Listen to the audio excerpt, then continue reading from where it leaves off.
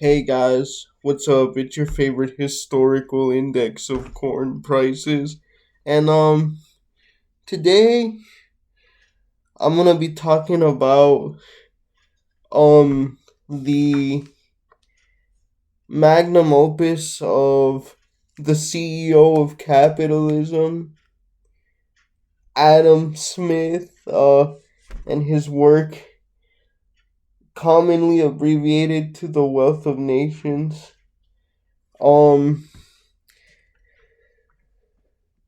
Specifically, I'm gonna be talking about the annotated edition from Edwin Canaan of 1904, based on the fifth edition, which was I guess you could say, the last authorized edition made while Smith was still alive. And yeah, guys, this is a part of like my own self education in economics and political economy. Um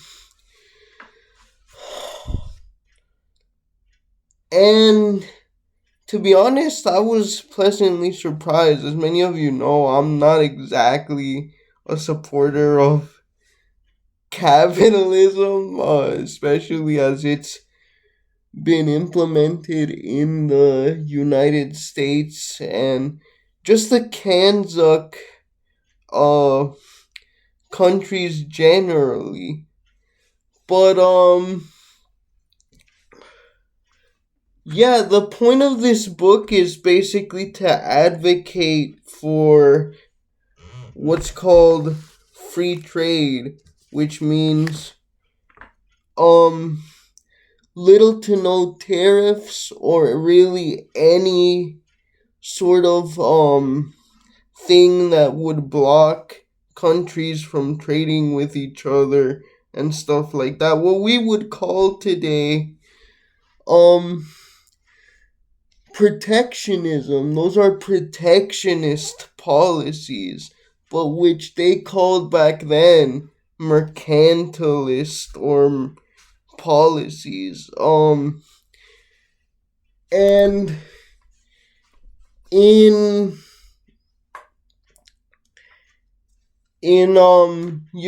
the common parlance back then and even now, even though the word has changed, at least internationally, the US is kind of weird because someone calls you a liberal, you could either be a progressive, a social democrat, or a full-blown socialist, or like leftist. Right, it's kind of dumb, but this is the original, like, liberalism. This is where it comes from. And um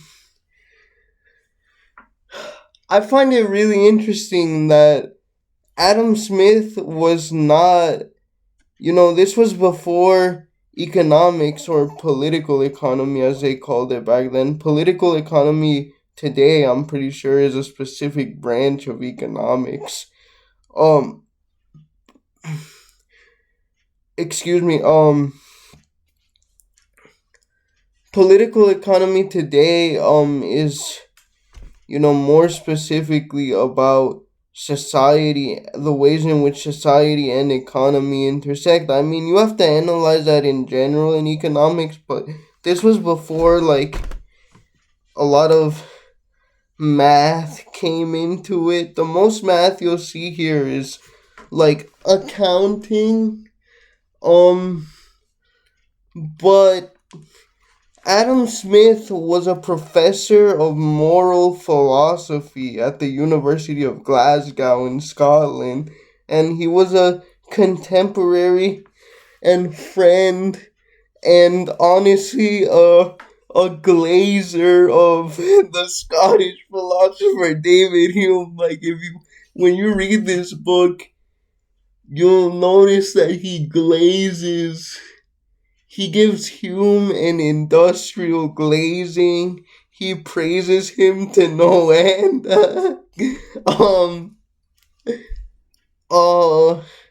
But yeah, and it's interesting because given his background in moral philosophy, um, which, at the time wasn't necessarily rare. I mean, Marx had a PhD in philosophy as well. So these are their, like, backgrounds. He has some really kind of progressive slash based takes, which you wouldn't normally associate with capitalists nowadays. They would probably call him woke for um some of the stuff he says, and I'm gonna take out my phone right now, guys, and I'm gonna read off to you. Um he says, quote, landlords, like all other men, love to reap where they never sowed and demand a rent even for the natural produce of the earth. Um, which, Comrade Smith, stop it! You're gonna make me cream. But nah.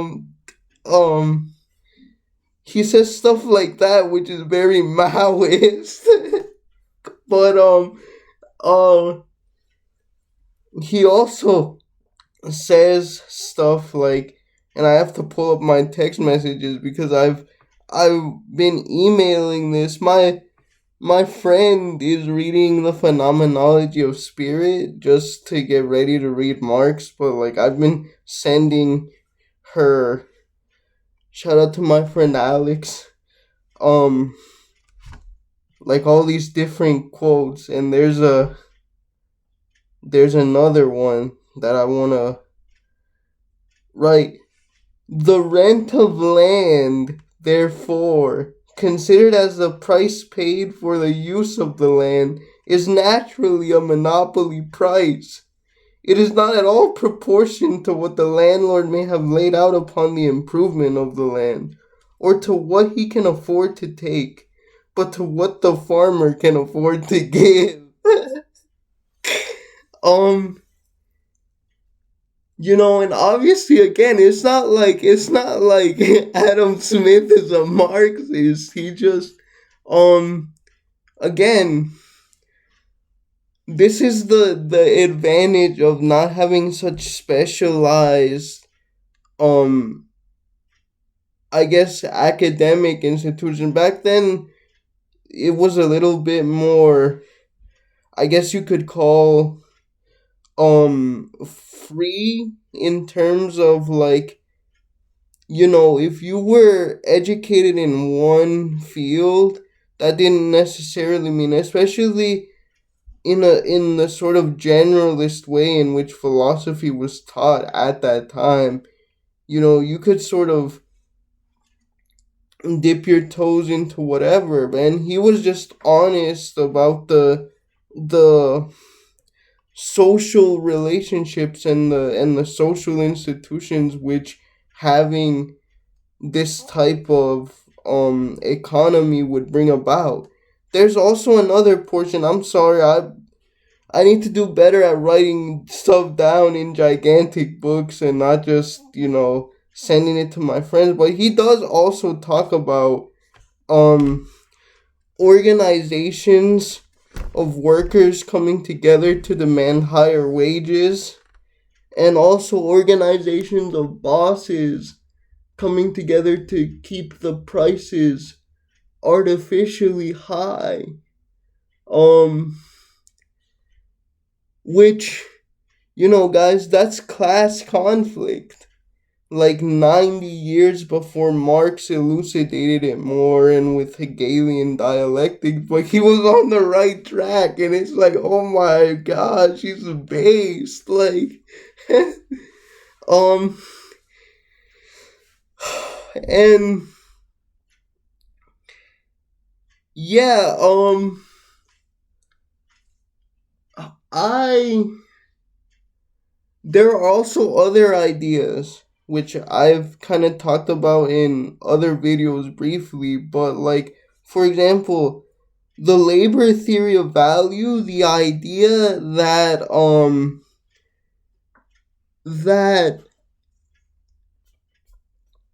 labor, the labor put into producing something is really what gives it value.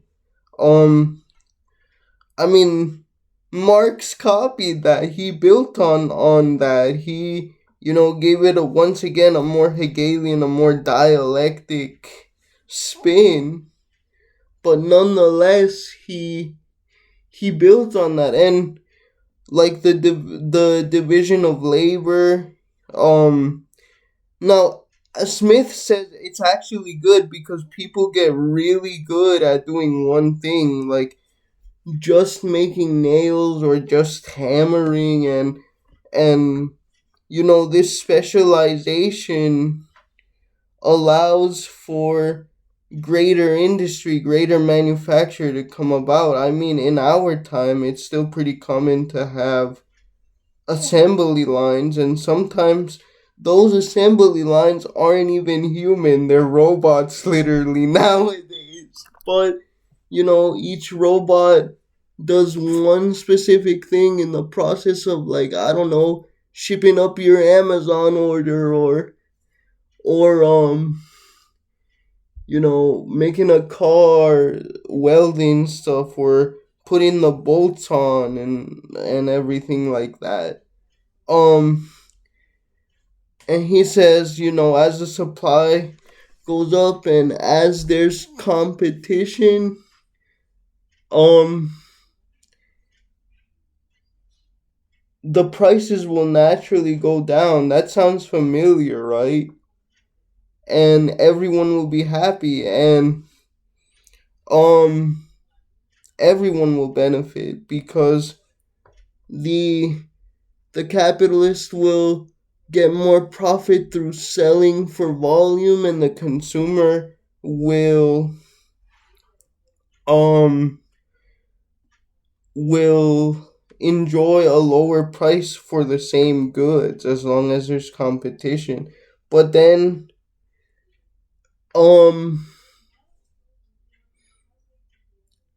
what I find interesting about the labor theory of value is that it necessarily um brings about a distinction in the way that prices work. Um and that's the difference between what he calls real and nominal prices. Real prices, again, because labor is really what gives it value, um, or what gives something value, right? The labor that goes into making it, um, only that goes into its real price. Um, versus its nominal price, which has nothing to do, like, he's essentially saying that, like, prices can increase or decrease based on other factors, and the other factors which aren't labor, at least I believe this is what he is saying, someone can correct me or add more detail, um are what affect the nominal prices of goods.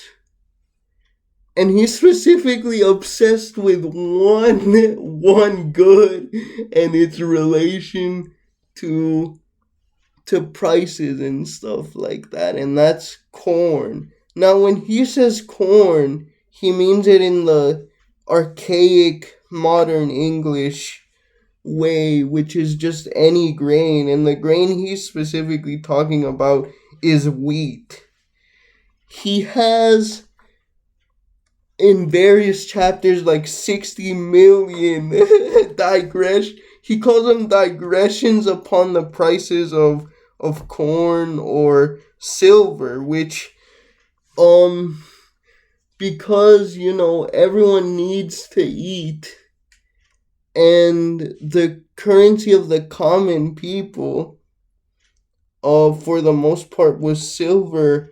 They were very highly correlated, and at one point, I think it's in book one, or book two, he literally goes through the entire 400-year history up to that point. This book was published in March 1776 for the first edition.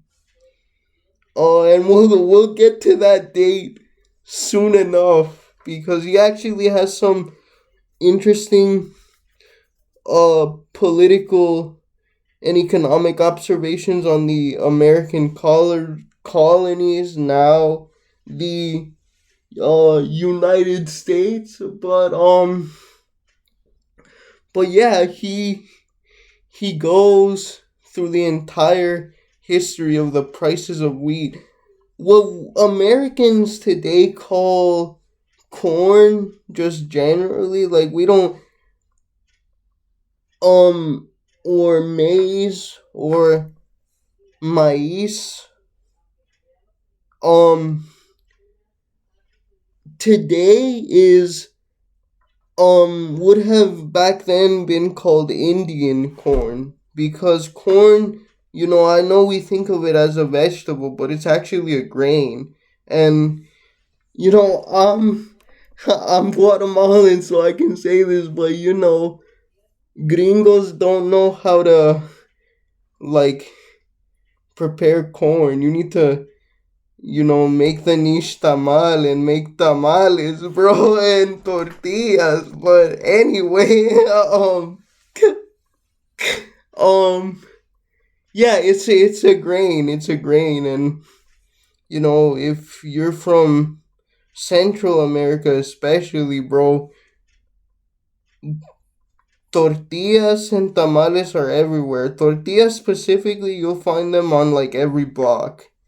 They're the We also have bread, of course, because of colonization, but more so than anything, you'll have corn tortillas at every meal, breakfast, lunch, and dinner. Um, but yeah, so he goes through this entire thing where it's like from the 1300s to his time, which it appears he was writing the book because it is based on some of his lectures as well, but most of the book was coming together round about late 1774 to early 1775. That's when, like, it appears the most intensive writing period for this book took place. But yeah, he, like, literally just in the middle of a chat. If there's like one really big criticism outside of the general philosophy, you know, against free trade or liberalism, um,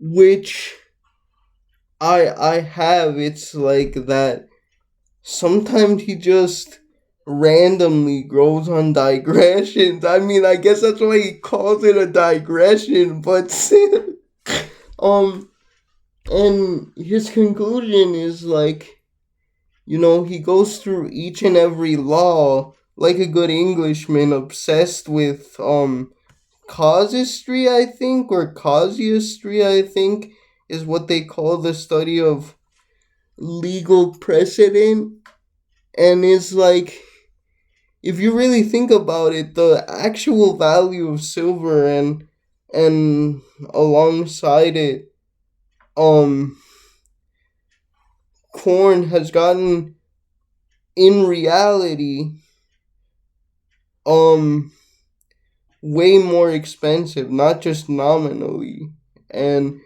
these mercantilist policies are part of the reason why. Um, and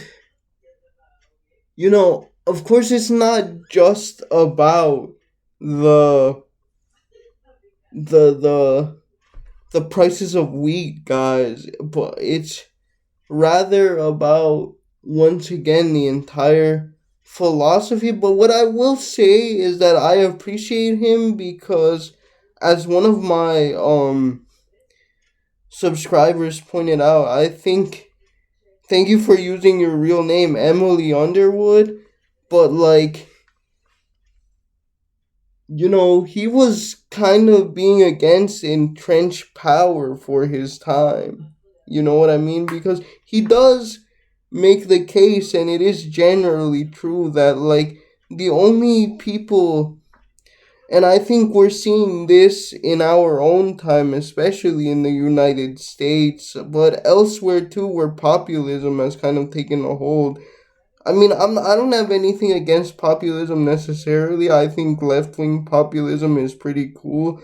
But if you're gonna do capitalism, you should do it right. And the only people who these protectionist policies benefits, this is what Smith says, and I mean, I have to be honest, I kind of agree, is merchants and what he calls monopolists, people who don't allow any competition in their particular branch of trade. And it's true, and he says, because naturally producers are going to want to have a profit in a capitalist system, whatever tariff comes upon them, whatever, subsidy or bounty which they might want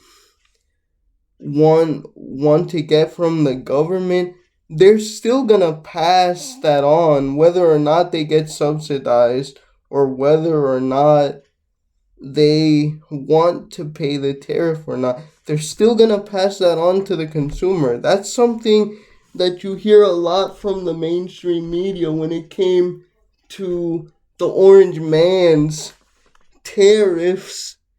And this is where it comes from. It literally comes from the CEO of Capitalism. There, one of the books in this book, because it was originally published in, I think, 2 to 4 volumes. It's like 1,000 pages, but one of them is an overview of again, the mercantile system. And he says it straight out. He's like, any artificial increase in price imposed by tariffs and stuff like that is gonna be passed on to the consumer. It's essentially a tax.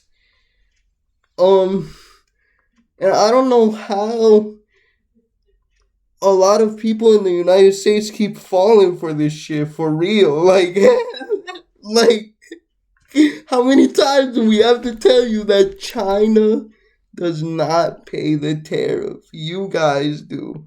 And once again, it's from the CEO of Capitalism. It's not like some crazy Marxist, but we're so far gone in the United States that, like, we think that's woke. Like, oh man, the Overton window.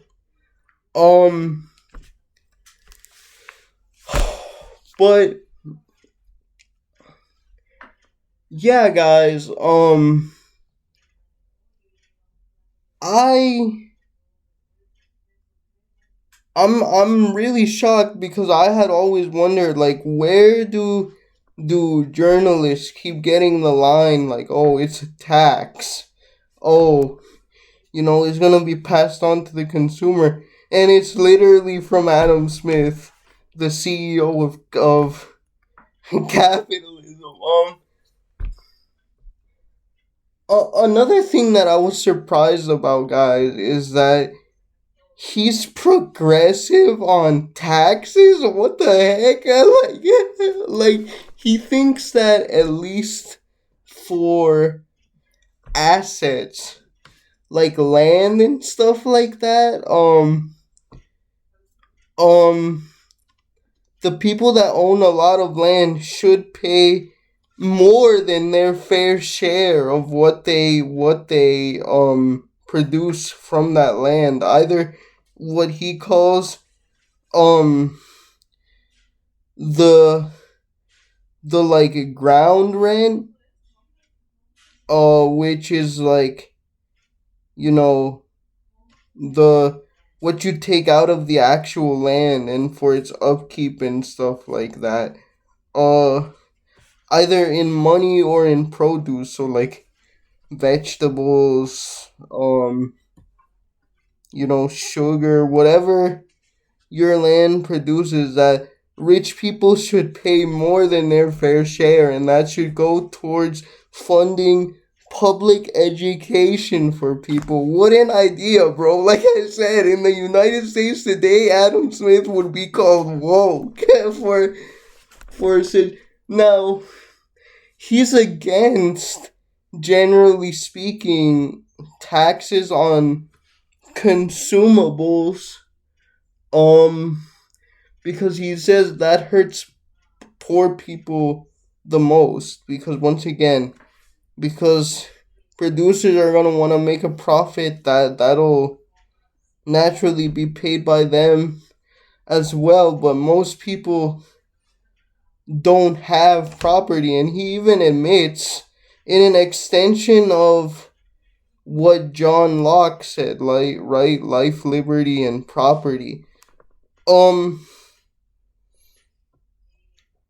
uh he said civil government, as so far as it is instituted for the security of property, is in reality instituted for the defense of the rich against the poor, or of those who have some property against those who have none at all. He just admitted what it's about. Like, now here's the thing. I know a lot of like left wing people like to pick out these quotes, um, and like say, see, look, Adam Smith, um, could have said this and this and this. You weigh what I would call neoliberal. Although a lot of people have like this weird hybrid of protectionist and neoliberal type thinking, that's more common in conservative circles nowadays in the United States, but and generally in right wing populist movements, which is kind of weird. But um yeah, guys, I mean, most people don't have property. Um but Adam Smith, he divides it into what's called productive versus unproductive labor. So, and it's, once again, Marx copies the definition almost exactly. It's just their conclusions which are different, of course. But productive labor is, you know, work that you do to increase what he says the annual produce of the entire country, which, to be honest, I'm not sure if that's exactly analogous to modern day GDP. I don't think it is, um cuz it's kind of weird. I don't know if, like, what counts as a good and the service has changed a lot in the last 250 years, for sure. That's why I'm not really sure. If any of you have any insight on that, I would very much appreciate it. But yeah, Marx. I mean, I'm sorry, Smith again, because and unproductive labor for him is labor which doesn't increase that. So if you're not working, or if you're just a landlord and you do nothing else, that's not really doing anything to increase the industry of the country and stuff like that. So he's on the side not of, rich landowners. He's really on the side of the small guy, the small entrepreneur, starting his business and stuff like that. Which again, he says is good because it drives competition, which drive down prices for consumers. And um but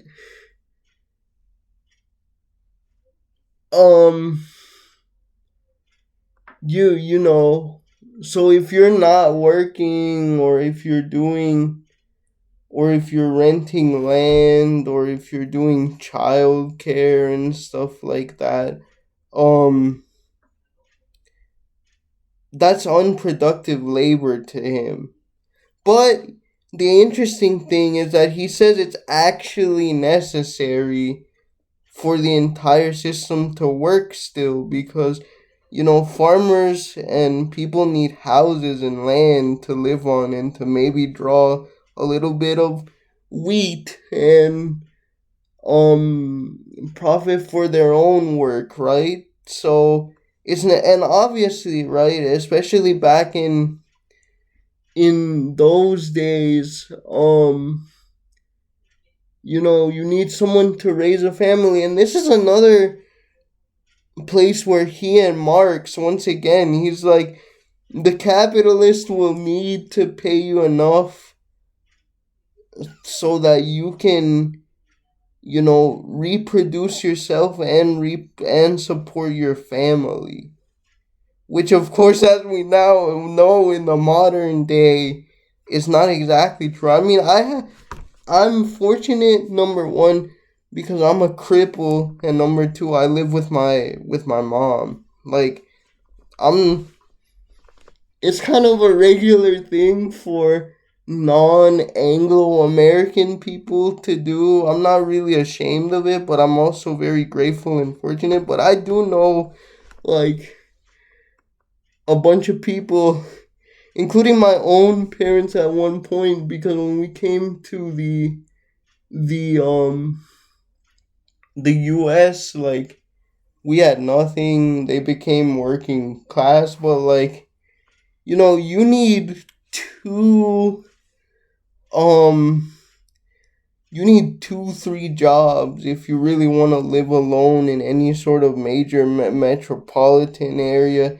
Even I saw a report the other day that said it's now the federal minimum wage, which is $7.25 an hour, is no longer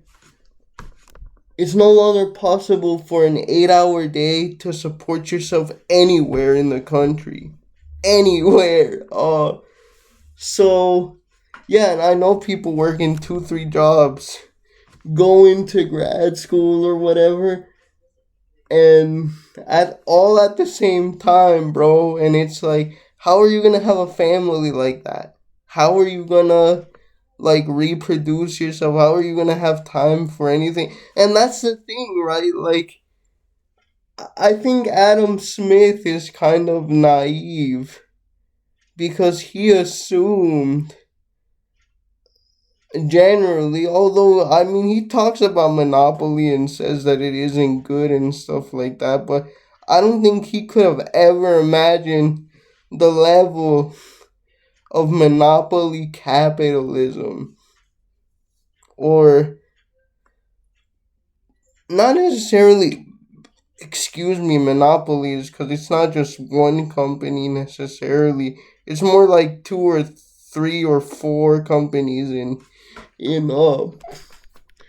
each branch of trade. It's like an oligopoly that control things, and the like sheer amount of concentration of wealth. Like that's what a critique I have generally of all capitalists. Like like you're naive about human nature if you really think that like all these entrepreneurs are benevolent people that just want. Some do, I'm sure, but the goal of most entrepreneurs is to completely control the market or collude together to artificially increase prices. I um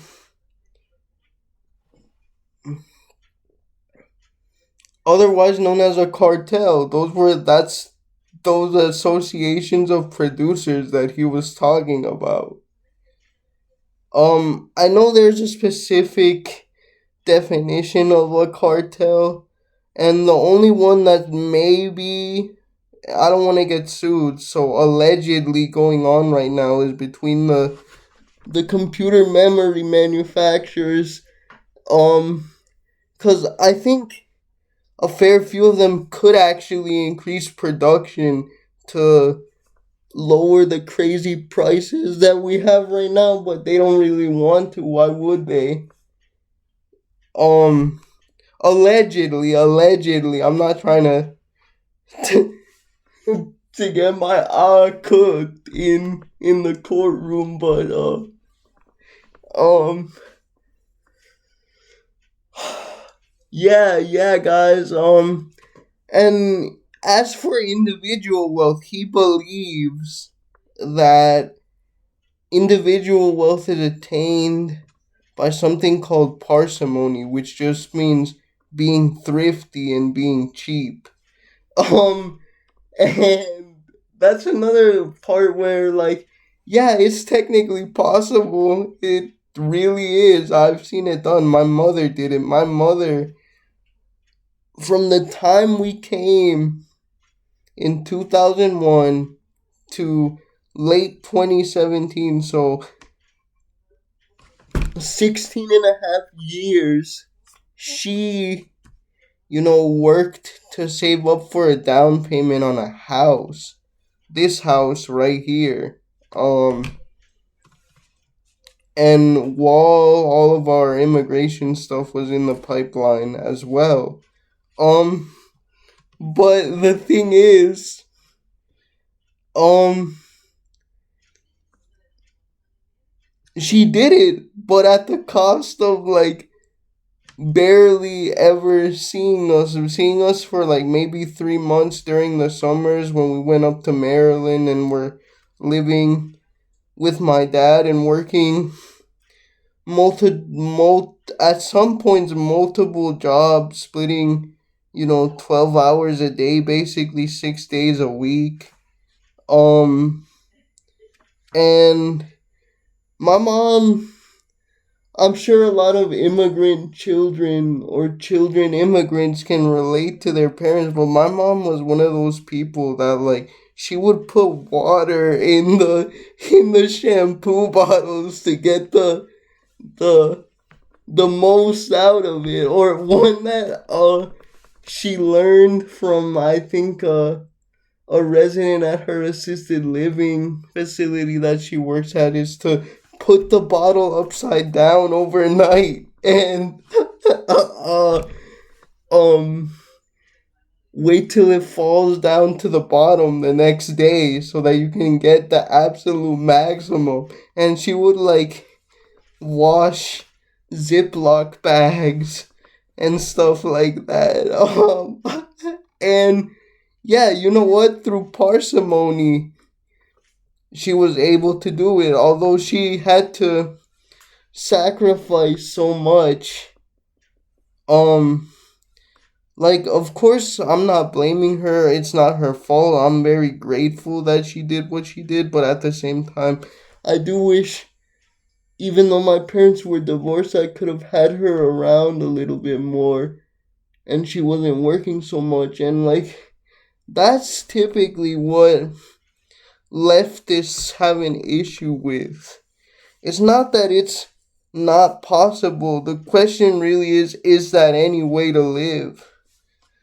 I would say no, especially when, once again, you have so many, such a large concentration of wealth. And like I said, Adam Smith, I believe he was a well-intentioned individual. Um, and but of course, you know what they say about that, right? Um, what is the road to the underworld paved with? Good intentions. But yeah, so I think parsimony alone isn't it. It can be a part of the answer, especially since we live in a society, unfortunately. But yeah, there has to be some type of fair distribution of the wealth, in my opinion. I But again, I'm trying to strawman his arguments here. Like, I took the time to read the entire thing, which is not a thing that most people do, and yeah. So parsimony, I'm not so sure about that. But one thing that I do like though is that he takes the time to go over the banking system, which I particularly like. He has like a, I think it's adapted from, if I'm not mistaken, if I'm remembering the footnotes correctly, either Hume's history book series or Anderson's Commerce series, I believe.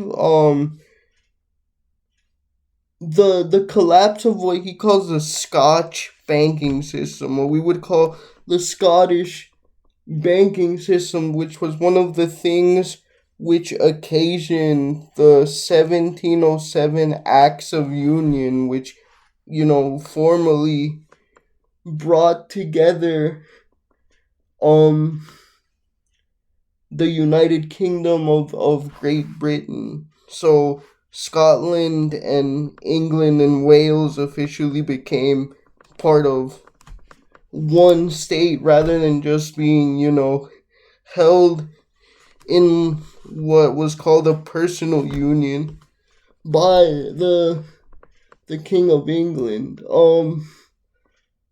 But yeah, and this is interesting to me because some of my ancestors were bankers. As I've said here before, many, many, many times, my great grandfather Enrique Melgar de la Cerda, so he was my paternal grandmother's father. Um, um, was the head of Guatemala's central bank in the 1940s. And I have the banknotes that he signed. Back there on my shelf. I was gonna bring one out, but honestly, I didn't want to roughhouse him too much. Most of the bills that I have are minimum 82, maximum like 85 years old, so I don't want to touch them too much. They're kind of just sitting there. But yeah, I I really liked, I don't know, I just found it interesting that, like, one of the big things that caused the Scottish banking system to fail was the overextension of loans and credit to people, and like the fact that, yes, there was a Bank of Scotland, but like then there were all these other little banks which printed their own notes and their own banknotes and what they call promissory notes, which would just tell you like you need to have this amount of the loan paid back with interest at this certain amount of time. But the thing is, people would sell these promissory notes over and over to people like across the British Isles, and it's like it became hard to track, and like people wouldn't pay, they would default, and like according to Smith, like the Bank of Scotland had like very little way to check the reputation of the people asking for loans, and it had based two effects. One was that, you know, Scotland was like becoming more developed and stuff like that, but at the same time, like, um, lots of people were defaulting on their loans, and the bank couldn't draw back enough money from people. And it's one of those little things like we're so used to a centralized currency that it like doesn't even occur to us like, oh yeah, what about counterfeits? What about if you just sell your your bonds randomly to like Joe Schmo in England or like in Ireland, and it's like there's no way to collect that.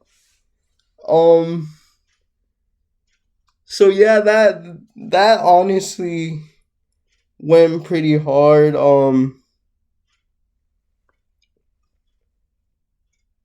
And thinking back also about speaking about that, my family in the banking, my grandfather was also a diplomat and a military man and a banker, and he was on the board of Hitachi of Central America. He helped introduce Hitachi products um to Central America and Guatemala. Although he was Costa Rican originally, he went to La Escuela Politécnica, and they were also accountants. Like they both had their own financial firms, and but like over and above wealth occasioning the development of a society, which I think, it does in a lot of ways if you keep it under control. Like even Marx, admits that capitalism is a phase of a society's economic development, ideally, although he was kind of wrong about the ways in which it would happen because it happened in Russia first and foremost, which was, of course, not one of the most developed societies. He thought it was gonna come about in like Britain, Germany, Belgium, those places, but it didn't. But thinking about it, like wealth kind of if you have it for long enough, you're the opposite of parsimonious. You're ostentatious, and he even says this, but he's like, "Oh no, no, it's good actually because they'll buy expensive stuff, which will again put more uh money, which will eventually get turned into capital for making other stuff into the economy, right? But if the workers have nothing, what then? And it's like I think about my father. His family owned like an entire block of property in Guatemala City where the current day Mexican embassy is. That entire plot of land. It's a manzana, an apple, which I'm not sure how much land that is. I think it's around um it's probably around like a hectare of land, a like 1,000 square meters of land um in Guatemala City, and he sold when we left. He sold it to the Mexican government. Literally, it's the current Mexican embassy in Guatemala that used to belong to my family. Because my paternal grandmother's mother was a Spanish landowner.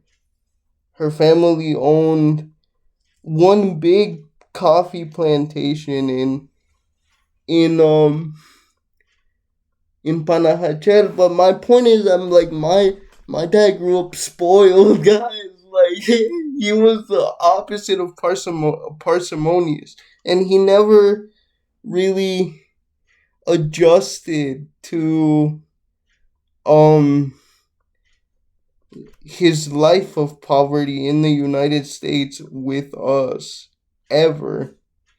Um and of course he's that doesn't mean he wasn't a good father. He just like had his flaws just like everyone, but like my brother and I were talking about it the other day. We do wish he had saved, but that wasn't, he didn't grow up like that. Anything he wanted, for the most part, my great grandparents specifically, because we had like, okay, so that land, there were three houses on that land. One house belonged to um my my grandparents, one house belonged to my great grandparents, and I believe one house, or they might have been living in the same house, belonged to my great great grandparents. My um my grandmother's mother's parents. Um and they all lived there. They all were very wealthy. Um um and he just, the actual value of money was never really impressed uh in the same way to my father as it was for my mother, who grew up on a farm in Chiquimula and stuff. Her dad was My maternal grandfather was a cattle herder. My grandmother was a seamstress. So like, two very different ways of doing things. But that's another thing that I actually will praise Smith for, and it's something that, while I don't necessarily explicitly see it in Marx, I think it's an implicit part of his analysis in Capital, but also it actually is explicit in the German ideology, um right, where the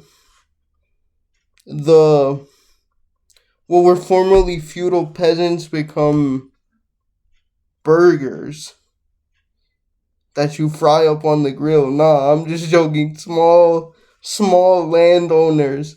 Um uh hence bourgeoisie, right? Burguesia in Spanish.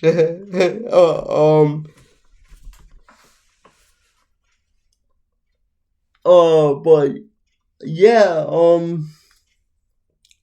and it's that, you know, in countries where there was an agrarian aristocracy, because he also does say that, um, what ends up happening really is, you know, you get these large estates. That's how power is concentrated into the hands of a few in that case. I mean, and he literally says, like, the produce of the country provides the subsistence of the towns. And in the case of my, you know, great grandmother and her family, her um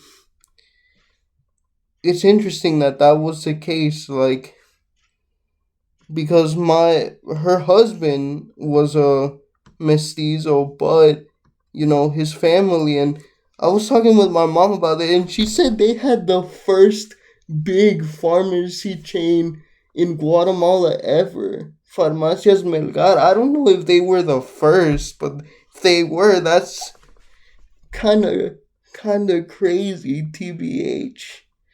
um but yeah, so um he's definitely right about that, and it reminded me of something that I read in the French sociologist slash political economist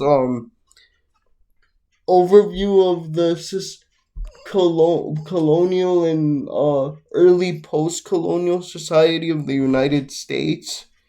um in Democracy in America by Alexis de Tocqueville, or as I like to call him, Alexis de Tocqueville, because for his time, which was around 1821 to 1826, I think the original French version was published in 1821. The English translation was published in 1826.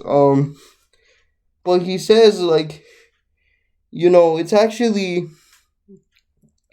really cool that the United States doesn't have primogeniture. The land just doesn't go to the eldest son. Although in many cases it still did. I mean, especially in the South, that's how the planter class came to be, and we'll talk about we'll talk about that a little bit later on as well. But he says, especially out on the frontier, which, once again, this is just what he's saying. I don't, I obviously I've talked about that, and you know, my criticisms of the transcendentalists and stuff like that. But like, he's like, yeah, like, land gets divided up so that every person has to kind of, like, um see where he'll get his own subsistence, and like, it's a kind of like creates the perfect conditions for this small entrepreneurship that we see, right? And I realized that a lot of that probably, although I know that Smith was heavily influenced by the French physiocrats, right? um and a lot of the citations are entirely in French, and you know, the editor, Edwin Kanan, doesn't, excuse me, really give any translation usually, because I think the assumption was in 1904, if you're reading The Wealth of Nations, you're obviously an academic and like, you know, French. I don't know French. I only know English and Spanish. So, uh yeah, but I'm realizing that a lot of that must come from Smith as well, because Alexei de Tocqueville, um, he knew English. His wife was Irish, bro, and like that's such a common thing. Like if you go to a revolutionary or a radical liberal or whatever in like the early 1800s, late 1800s, or it's gonna be like, oh yeah, and his wife was like Irish or from the UK or something. Marx's wife was half Scottish. Uh, Engels' wife was Irish. Both his, well, I think it was technically his partner initially, and then when she passed away, he actually did marry his sister, because back then, if you weren't married as a woman, you were kind of SOL. Um, but yeah. Anyway, I'm just noticing the connections too, and about colonialism, I actually found him to be very honest. I mean, like most men of his time, um, he kind of he says that the plantation system in the West Indies, so like what we would today call the Caribbean and all those islands, is like humanly speaking terrible, but he like wraps it up in, oh, this is progress. These people are like barbarous and stuff like that. That's the words he uses, which is obviously wrong. Interestingly, though, when it comes to the Spanish, he's kind of the same way, but he outright calls it an atrocity what happened to the natives. Which on some level I do respect, but it's like he still holds on to very like. That's why like I sort of have a problem with the term progressive. Um, as someone from the third world, because that's been used to justify a lot of stuff. Um, but generally speaking, he's very very honest about the companies which ran the management of these plantations and stuff like that, both in the West Indies and the East Indies, so like Southeast Asia and actual India. um and like he talks about the South Sea Company and like how it went bankrupt initially and then it was reformed. And he opposes state colonial monopolies like the East India Company and stuff like that. Um, as well as the what he calls joint stock companies, which is just like a company you can invest in as an individual. But like one thing, and it really made me realize something about the gaps in American education, and they do this on purpose so that you don't realize the link between servitude, the triangle trade of human beings, and capital. They never talk about the specific companies which facilitated this. The joint stock companies specifically, they do talk about the like royally chartered companies a little bit, specifically the East India Company. But like for example, the Africa Company and the Royal Africa Company, I had never heard of that in my entire life um until I read this book. Um, which again, because the United States likes to run away from its history, that's why they don't tell you about all that stuff. I mean, they do tell you about it, but again, they don't mention the connection explicitly with capital. Um, and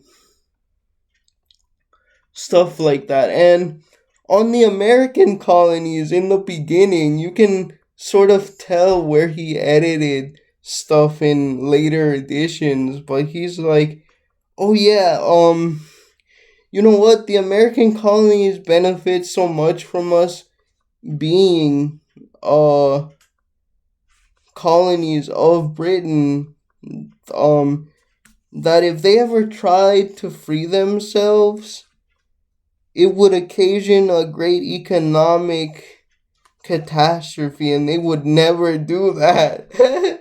And keep in mind, this is March 1776. Oh, how the turn tables or whatever, right? Because they would go on to do exactly that, like 5 months later. Or 4 months later technically, but I think it took like a month for the George the Third to find out, Parliament finding out. And he outright says, like, in 100 years or so, if we don't get this situation with the North American colonies under control, they will become a great power. They will become an economic power. And what I find interesting is that he says that, number one, but then he goes on to suggest something like that is a combination of the Dominion system, which later developed in the British Empire, where each colony would kind of get their own self-determination a little bit. I think, if I remember correctly, even if you were a Dominion, correct, your laws, even if you pass them in your own colony's parliament, they still have to go through Westminster. Right, the actual British Parliament. In the case of Canada, I think they didn't get rid of that technically until 1982, right? I mean, I know I have a lot of Canadian viewers. They can confirm that. I think that's right. But yeah, he basically suggests that, but also something approaching the Commonwealth of Nations as well. I know the Commonwealth of Nations is more of like a union. It doesn't really pass laws or anything. It's just where former British colonies can get together and talk, right? And plan things. But he does suggest that he's like, they should get representation in Parliament. And it's interesting, he refers to Ireland in this way as well. Ireland and the quote unquote Ulster plantations, which I don't know what that is. He must mean the north of Ireland. I'm just joking. Of course I know what that is. You know, and if you don't know what that is, that's basically where over hundreds of years, essentially, the British basically colonized the northern portion of the island of Ireland by allowing northern English and Scottish Protestant settlers to go in and take up land and settle there, essentially in the same way, and sort of gradually displace the Irish Catholic population.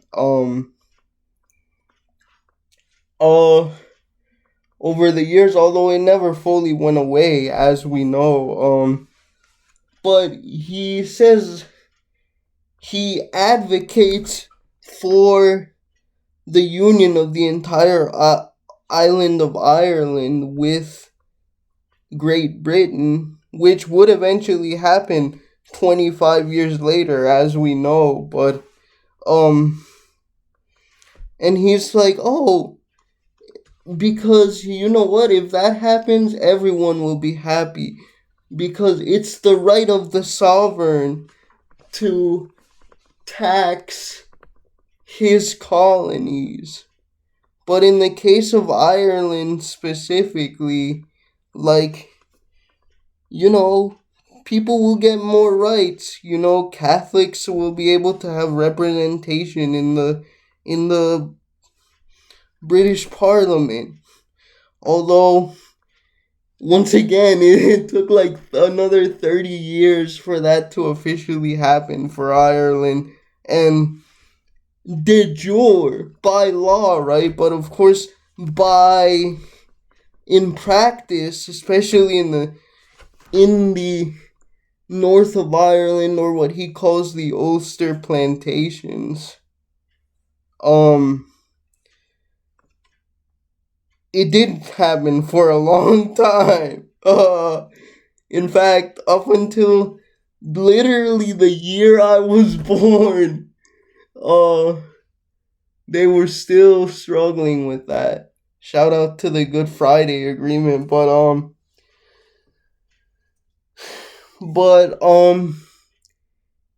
yeah, it's weirdly prescient that he mentioned that, and that his solution was like a combination of the Dominion system and the Commonwealth of Nations, both of which not in the sort of unified way within the British Parliament that he wanted, but both of which would kind of separately come about, especially, after 1945, and as colonization really started, or decolonization really started to gather steam.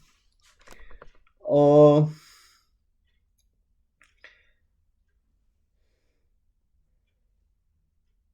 um, and I'm trying to think of if I missed anything else. But no, I think that's it. I think I pretty much covered everything. But bottom line, his whole thing is that, like, once again, tariffs, all of this stuff, that where the sovereign intervenes to protect the trade of one specific country, rather than having it be free and having products be traded freely with minimal tariffs, or just paying the price of the stock itself.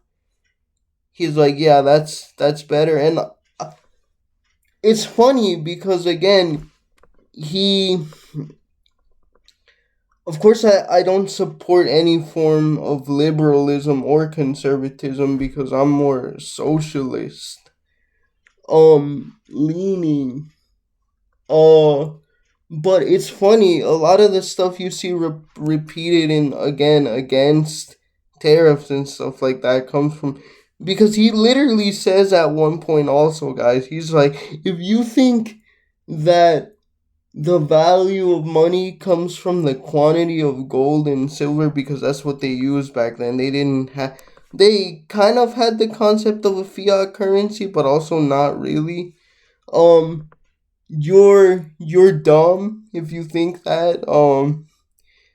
And if you think that in cases other than for, excuse me, national security or a specific method of production which um a country has above all others, um things should be protected, you're dumb. Which is, you know, we live in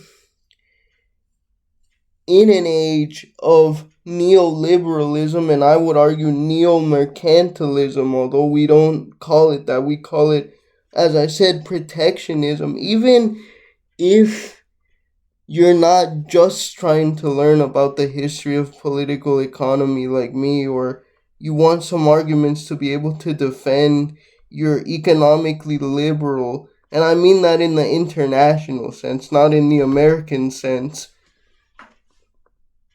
uh views of